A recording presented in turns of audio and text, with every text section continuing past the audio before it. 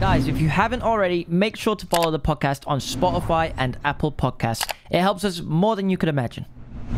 So what? Your YouTube videos, a lot of it is traveling. A lot of it, yeah. And I watch your traveling videos. Those are my favorite ones to watch. Yeah, mainly because I like to watch it and I go, I'll steal that. I wish I want to do that. I'll do this video idea. Yeah, I'll be that. Yeah. That's why I like doing it, because I didn't used to make travel videos, and I kind of realized I could just travel and make money and make videos too.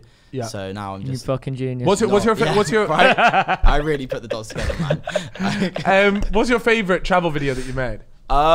Is there one that sticks out to you and you're like, this was fucking sick? Maybe my Bali video. I don't know if you watched that, or...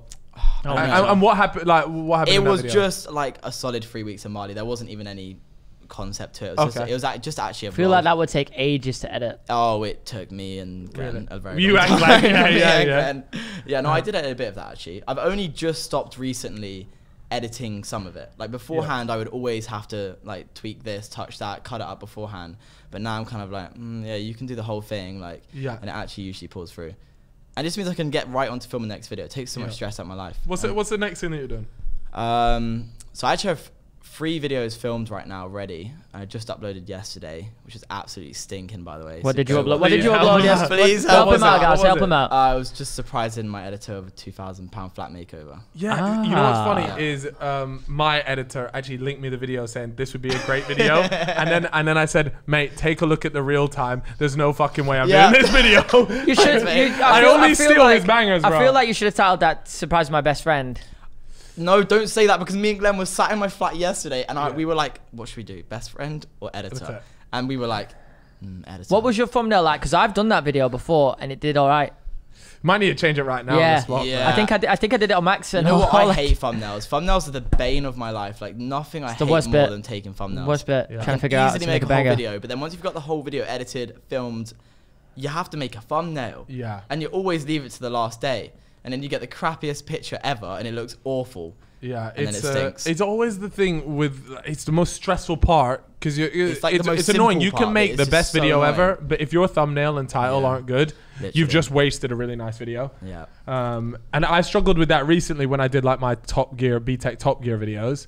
Like, because nobody really likes watching like car related stuff. Yeah, that's why go-karting videos don't bang. Cause like nobody really likes racing content on YouTube, and so I was there like, both of these videos are so sick, but I was super worried that they would just flop really hard, and they didn't do like amazing, but they definitely did better than what I thought they were gonna do, and I think that was because they were actually good videos.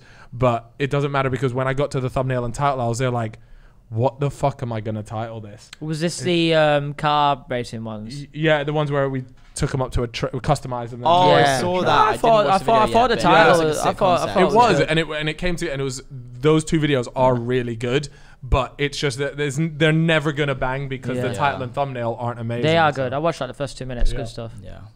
Do you guys have like a plan for this podcast? Or like? No, we just fucking bring it. No, we just send it.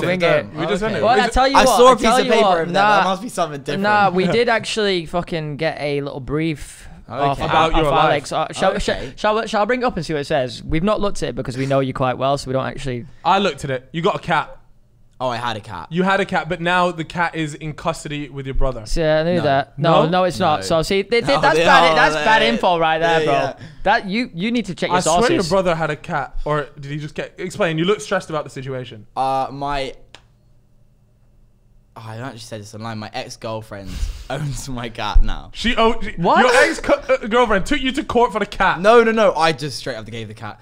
Basically, the cat was shitting everywhere. And I couldn't deal with it, man. And I was traveling too much. had to take care the cat hated moving about. Yeah. And my ex was with me the whole time. I like brought up the cat, you know. Like, Raised it. Yeah, the COVID cat. Yeah. Cat's not just for COVID. Yeah. And then so she was like attached to the cat. Obviously broke up. She like wanted to see the cat, and I was like, nah, fuck you, you're not seeing the cat. And then eventually I was like, oh, it'd probably be nice for me to let her see the cat. Yeah. And then like I took the cat back, went to Joel's, like Olivia looked after the cat. And then I eventually had the cat back after Bali, but it was shitting everywhere, and I was just like, I was about to move to a new flat with like some new nice white rugs, like a new sofa. Yeah. Yeah, but the cat's alive. Yeah, the cat's got a great life. It's just with big your house, ex-girlfriend. Lots of like family members. Lovely. Yeah, It's living a good life. That's fine. I hate cats. That's good to know. It's good to know about a cat. I hate cats. But no, Joel's got a new cat. No, yeah, your brother Joel. Oh yeah. Oh, that's not healthy though. No.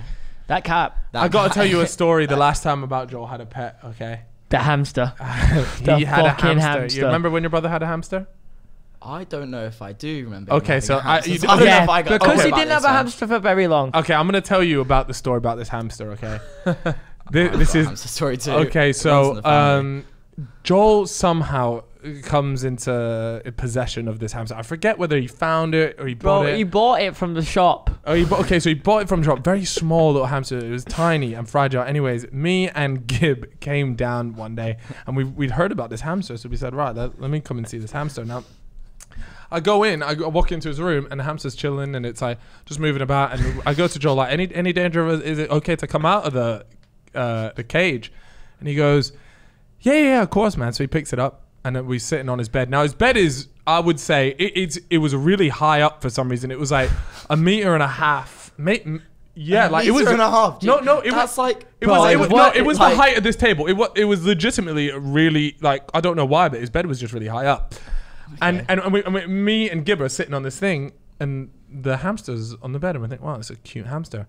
And next thing you know, it darts underneath the duvet. We go, oh, that's cute. Let's play a little game of hide and seek or whatever. So me and Gib, we open the duvet a bit, and this fucking thing, kamikazes, runs so fast out, flies off the end of the bed, right? And almost like in a cartoon, it just stopped midway in the air and dropped straight to the ground, hits the ground. And me and Gib are like cracking up thinking, oh, like he's fine. And we look over, the Donnie isn't moving. It didn't die. The Donnie isn't moving, yeah? God.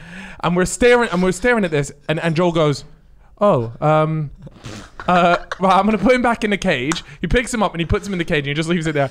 I'm looking at Gib like, have we just watched a kamikaze hamster? Have we just watched it kill itself? No. I'm looking at Gib and we're both like smirking. We're not too sure what's funny. Joel's not laughing at all. He's watching it and we're there like, oh, I'm sure he'll be fine. He's probably just maybe like a little bit concussed or something. He'll be walking around. So we leave it there. Me and Gib, we leave the door, and for some reason, I'm crying tears of laughter because the whole situation was funny, but obviously it wasn't funny. We came back down 2 hours later, and we asked him, like, what's the situation with the hamster? Is he okay? And he goes, well, he hasn't moved, but I'm thinking he's just sleeping, and he's just, like, resting through this. And he says, right, okay, I'm gonna take it to the doctors tomorrow. So he takes it to the doctors tomorrow, and he comes back. And I go, Joel, what's the update with the hamster? And he just looks at me and goes, nah, I didn't make it. This is not Bro, bad. that's so bad. Bro, you know my brother. I can't laugh. I shouldn't be laughing. My brother used to cry when my dad would pour boiling water on the ants in Spain. He used to start crying. What the fuck is that about, bro? Me and my dad used to just like love killing mosquitoes and like flies and shit because my brother would literally start crying. Like, but you lot are a sadistic family. Or you lot what are is wrong with your family? family? To be fair, I can't say much.